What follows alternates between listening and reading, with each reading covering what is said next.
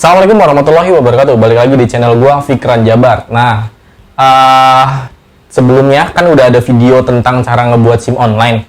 Ini ibaratnya kayak kelanjutannya juga. Kemarin gue juga lupa kalau udah dateng SIM-nya, terus gue lupa videoin. Dan sekarang gue mau ngasih perbandingannya juga, SIM lama dan juga SIM yang baru. Ini dia SIM yang lama dan yang SIM yang baru. Sebelum kita bahas ini, kita intro dulu.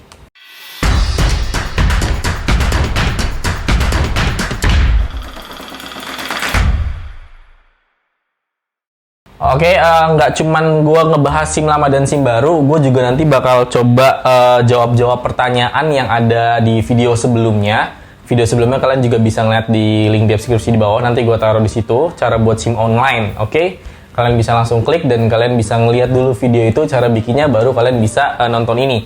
Dan gue bakalan baca-bacain komen juga, yang mungkin masih ada yang bingung, masih ada yang tanya-tanya ini gimana sih caranya dan ini gimana caranya. Oke, sebelum itu kita coba bahas tentang SIM yang baru ini ya.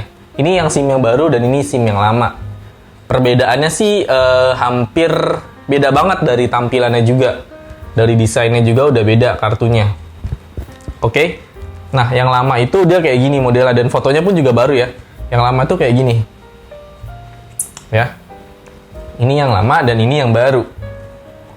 Kelihatan banget ini kalau yang baru dia tampilannya di sininya merahnya full ya, sedangkan yang lama itu nggak full perbedaannya. Dan dari segi desainnya juga lebih bagus yang baru sih, soalnya foto yang lama tuh gue jelek banget, jadi untungnya pakai dapet foto yang baru. Kalau KTP kan seumur hidup ya fotonya, kalau ini kan nggak seumur hidup. Nah nanti datangnya itu datang ke rumah kita tuh kayak dikasih amplopnya tuh kayak gini nih. Nah, kayak gitu amplopnya. Kalian tinggal buka aja, terus ya udah dapetnya kayak gini doang. Setelah di unboxing kayak gini nih. Yang lama gue hitam banget, yang baru untung agak mendingan.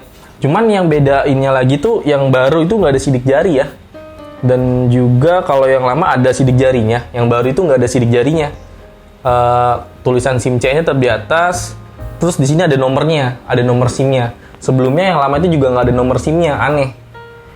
Dan juga nama oke, semua oke, Metro Jaya udah sih, cuman di sini nggak ada nama dari Polres, Kombes Polresnya gitu, nama Polresnya nih, nama orangnya di sini biasanya ada nama Polresnya ya. Cuman yang di sini nggak ada nama Polresnya. Ya udahlah, nggak apa-apa, yang penting udah dapat lisensi. Oke, sekarang juga bakalan kita jawab pertanyaan ya, yang masih bingung-bingung mungkin. Kemarin tuh ada pertanyaan tentang, Bang, kok di transaksi saya itu masih tahun 2022 ya SIM-nya ya? Nah, harusnya kan kalau misalnya perpanjang sekarang berarti kan SIM-nya itu berlakunya sampai 2027. Kenapa masih sampai 2022? Di gue juga kayak gitu sih, sama 2022 di pas transaksinya. Tapi pas udah dateng, dia nanti bakalan jadi 2027. Tuh. Jadi 2027, oke? Pertanyaannya kejawab ya. Jadi nggak usah takut, nggak usah khawatir, nggak usah panik, Bang, ini kok masih 2022 sih masa berlakunya? Harusnya kan 2027, tapi pas datang fisik SIM-nya itu bakalan 2027. Oke, pertanyaan berikutnya.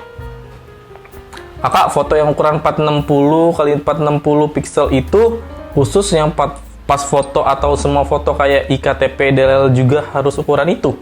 Maksudnya gimana ya? Intinya sih kalau menurut saya pas fotonya itu pertama ukurannya sih nggak terlalu begitu masalah sih. Waktu itu saya juga ngasal-ngasal sebenarnya 1080 x 1080 juga bisa ya. Kalau mau ikutin standarnya 4060 x 460 juga nggak masalah.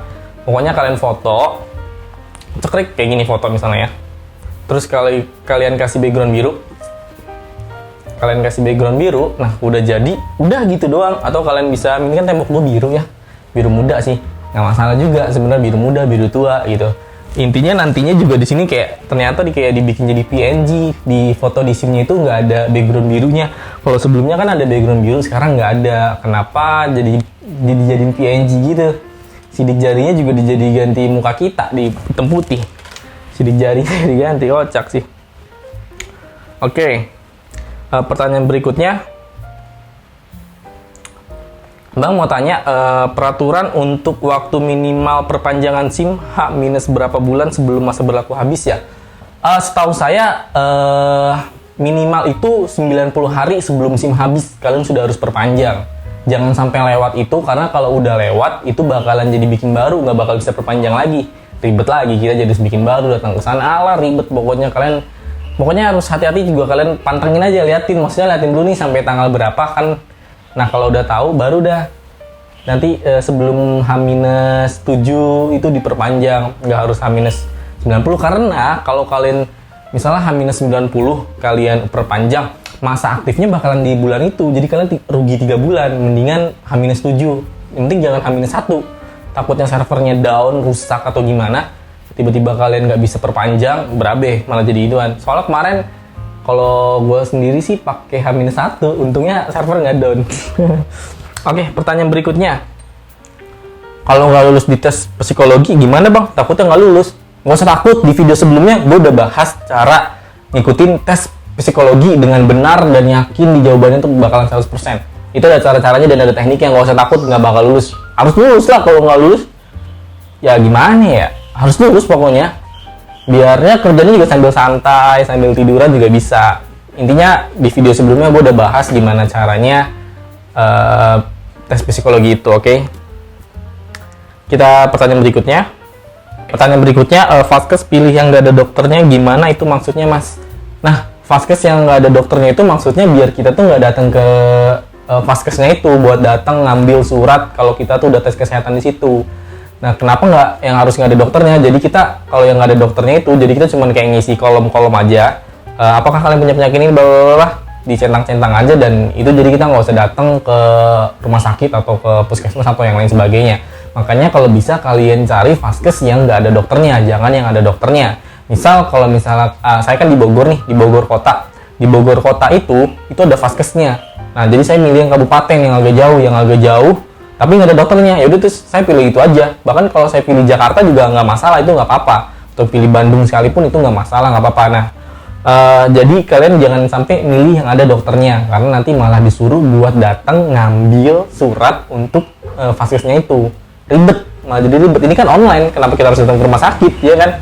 Oke, segitu aja pertanyaan-pertanyaan yang udah saya jawab. Kalau misalnya masih kurang pertanyaan-pertanyaan yang belum saya jawab, kalian bisa nanya lagi di bawah kolom komentar. Itu pasti saya balesin juga di YouTube, walaupun mungkin agak lama, tapi nggak mungkin agak lama sih, pasti kalau ada notif komentar nih, biasanya langsung saya balas. Kalaupun misalnya kalian mau buru-buru balas, oh dong kak, coba kalian DM aja ke Instagram saya di @fikranjabar biar bisa langsung saya balas juga gitu.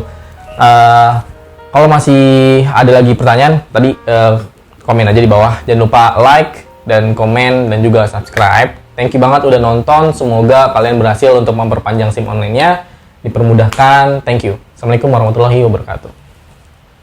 Selesai guys.